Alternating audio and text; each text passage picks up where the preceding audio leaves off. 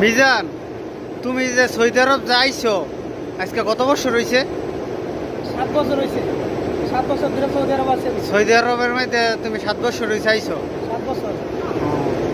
ও অনেক কষ্ট করছো সৌদি আরব না? অনেক অনেক কষ্ট করতে হয়। প্রচুর কষ্ট করতেছি, অনেক কষ্ট করছি। ভবিষ্যতে আরো কষ্ট করার লাগবো।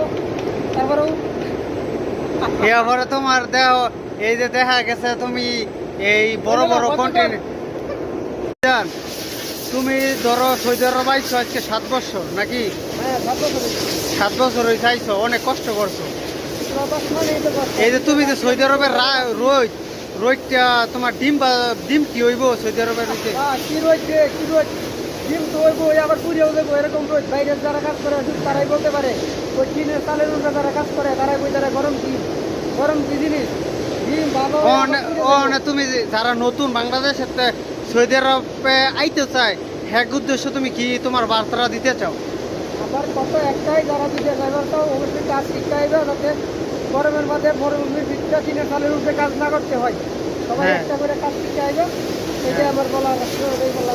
তুমি তো এই অভিজ্ঞতাটা তোমার হয়েছে যাতে তুমি এই রোদের মধ্যে এত কাজ করছো, এই বড় বড় কন্টেনারের উৎসাদ জমি যে ফুলা লাগাইছো, এর লেগে ওই নতুনদের জন্য তুমি হিরুমের একটা বার্তা দিয়ে দাও যাতে বহেরা পালায়। এই তো বলছি, এটাই বলছি যে যারা যারা আইতেছাও অবশ্যই কাজ কাম শিখতে হবে, যাতে আমার মতো মরুভূমির মধ্যে কাজ না করতে হয়।